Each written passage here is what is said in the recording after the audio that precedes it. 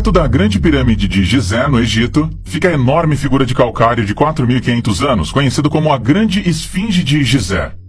Uma das maiores estruturas da Terra, a Grande Esfinge tem 66 pés de altura e 240 pés de comprimento.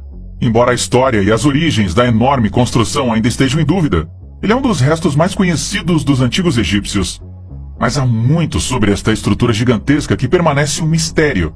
Junte-se a nós hoje, enquanto revelamos a você os 12 mistérios mais estranhos da esfinge egípcia antiga que vão deixá-lo perplexo. Número 12. Quem construiu a esfinge?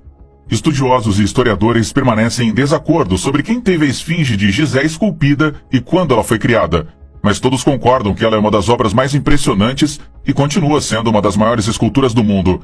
Muitas teorias têm sido apresentadas na tentativa de responder a estas perguntas, mas poucos chegam perto de responder a estas perguntas que levam ao enigma da esfinge.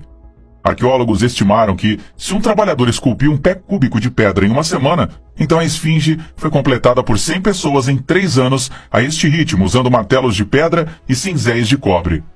As evidências arqueológicas sugerem que a Grande Esfinge foi criada por volta de 2500 a.C.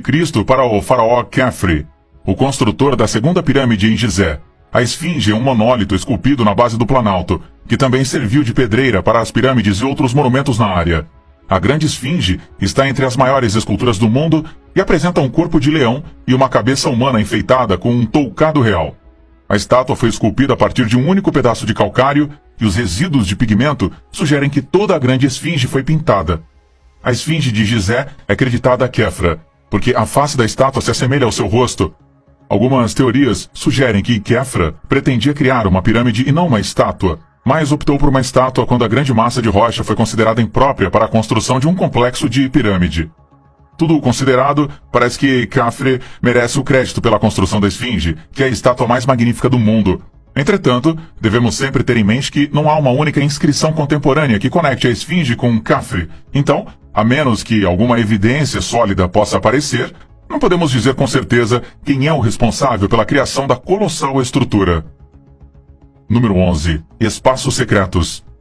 Muitos pesquisadores acreditam que existe uma câmara secreta sob a estátua e os túneis subterrâneos, e eles têm provado que estão certos.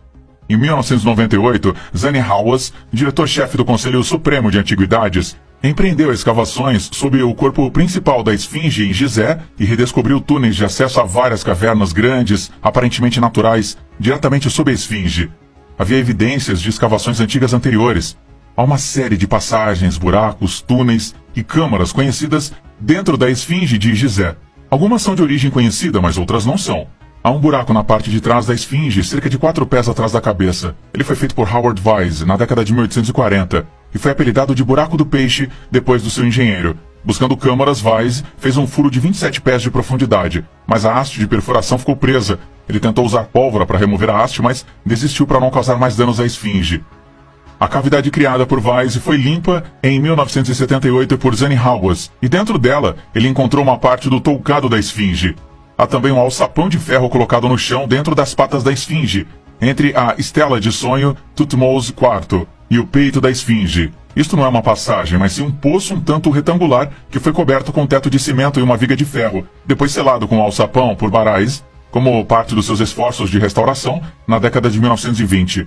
A maioria das câmaras e túneis da esfinge não são conhecidos, e muito pouca informação está disponível sobre os que foram descobertos. Número 10. A Estela dos Sonhos. A Estela dos Sonhos, também chamada de Estela Esfinge, é uma estela epigráfica erguida entre as patas dianteiras da Grande Esfinge de Gizé pelo antigo faraó egípcio Thutmose IV durante a 18ª dinastia. Thutmose IV o colocou para imortalizar um acordo que ele fez com a estátua colossal quando ele era um jovem príncipe, mas não o príncipe herdeiro. O antigo Planalto de Giza era um playground para o jovem Thutmose, que veio para caçar leões, corridas de carroça e tiros ao alvo. Por volta do meio-dia, Thutmose buscava refúgio do brilho ao sol, tirando uma soneca no abraço sombrio da Grande Esfinge. Enquanto ele dormia, a Esfinge apareceu a Thutmose em um sonho e fez um acordo que o jovem real ambicioso não podia recusar. Embora ele não fosse o próximo na fila, a Esfinge prometeu a Thutmose o trono se ele libertasse a grande estátua da areia do deserto.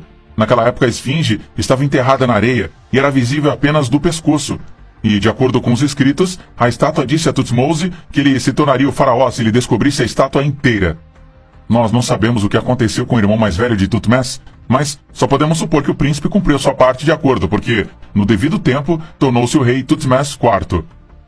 Número 9. O deus egípcio dos mortos. Tem havido muitas teorias a respeito da cabeça gigante da esfinge. De acordo com uma teoria, a cabeça da esfinge não representa um rosto humano, mas um leão, porque, para os primeiros egípcios, o leão era um símbolo de poder muito mais potente do que o rosto humano. Seja devido à erosão do calcário mole ou por razões políticas, os defensores da teoria da cabeça do leão argumentam que a grande esfinge foi remodelada para ter a face do homem, possivelmente de um faraó, um ato que reduziu significativamente o tamanho total de sua cabeça. Ainda outra teoria, um pouco menos apoiada, mas muito mais interessante, sustenta que a cabeça da grande esfinge era de fato originalmente a de um animal, mas não a de um leão. Ela era originalmente um cão e representava o deus egípcio dos mortos, Anubis. Como Robert Temple observa, o corpo da esfinge não é felino, como os leões são conhecidos por um dorso que é curvo e possui uma crina, que está ausente na esfinge. Ao invés disso, o corpo tem a forma de um cão agachado. Há muitas evidências circunstanciais para apoiar esta teoria. Primeiro, Anubis é o deus dos mortos e acredita-se que protege o falecido e evita que os indignos atravessem o rio Nilo até o submundo, como o papel desempenhado pelo cão de guarda Cerberus, na mitologia grega. Além disso, seguindo o livro dos mortos, uma estátua de Anubis foi usada em rituais para fazer com o falecido, especificamente a lavagem das partes do corpo do falecido que haviam sido colocadas nos 4 potes Canopic. Isto também poderia explicar por que o recinto da esfinge poderia ter sido um fosso cheio de água para a lavagem ritual do corpo do faraó. Igualmente, vendo que Anubis era o deus do embalsamento, pode-se discutir se um embalsamento de um ou vários faraós, portanto, ocorreu no chamado Templo da Esfinge. A imagem mais conhecida de Anubis é a estátua de Anubis, encontrada dentro da tumba do rei Tutankhamon, que o mostra como um cão agachado. Se a cabeça da estátua era originalmente a de um chacal de orelhas pontiagudas, como Anubis é frequentemente retratado, então ela suporta a noção de que a erosão eventualmente arruinou suas orelhas e talvez seu focinho. Os faraós então procuraram restaurar a estátua e a remodelaram para ter a cabeça de um homem, transformando-a na figura mítica popular, a esfinge. Mas ninguém sabe ao certo. Número 8. Salão de registros abaixo da esfinge. A lenda diz que há um labirinto abaixo das patas da esfinge que leva ao Hall of Records, envolto em mistério, onde todo o conhecimento essencial de alquimia, astronomia, matemática, magia e medicina é armazenado, e os pesquisadores têm tentado encontrá-lo. As câmaras funerárias na pirâmide de Teti, em Saqqara, testemunharam o fato de que os faraós receberam conhecimento para levar com eles. Mensagens hieroglíficas criptografadas contam sobre a ascensão do rei ao céu e seu domínio no próximo mundo. Feitiços mágicos sobre os minérios que darão nova vida ao faraó estão aqui consagrados. Na era moderna, a busca pela sala de registros começou na esteira das profecias do curandeiro de fé americano Edgar Cayce. Ele entrou em transe e falou em um salão de registros onde a sabedoria das antigas civilizações era mantida. Na época, ele pensou que era o sumo sacerdote renascido da Atlântida. Ele afirmou que a sala podia ser acessada através de uma porta na pata dianteira direita da esfinge. Até hoje, as pessoas têm tentado provar a verdade desta epifania espiritual. Múltiplas expedições foram lançadas na tentativa de mapear o layout preciso do Hall of Records. Faz mais de 30 anos desde que uma equipe de cientistas americanos levou uma furadeira gigante para a esfinge. Um furo de 7 metros de profundidade foi perfurado na pata da pedra. Embora eles tenham a aprovação dos mais altos níveis do governo, estas provas continuam a provocar um debate acalorado.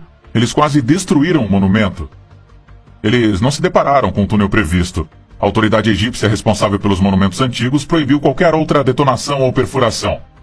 Para aqueles que continuam a defender a verdade da teoria de Cayce, esta é uma conspiração por parte do estabelecimento arqueológico. Uma coisa é certa: mito ou realidade, a esfinge continua sendo um quebra-cabeças de pedra. Número 7. O nariz quebrado da esfinge. Várias histórias foram criadas e espalhadas, pretendendo revelar quem quebrou o nariz da esfinge. A estrela dessas histórias é Napoleão Bonaparte. Acredita-se que o nariz da esfinge foi quebrado durante uma das batalhas militares francesas, perto de Gizeh, durante a campanha francesa no Egito em 1798. No entanto, um desenho da esfinge de meados do século XVIII, do capitão naval dinamarquês e explorador Frederick Louis Norden, retrata a estátua sem nariz. Uma vez que isto é anterior ao exército de Napoleão, ele refuta o conto popular. Outra previsão, de acordo com o historiador árabe egípcio Al-Makrizi, do século Quai, seu app de vídeos curtos.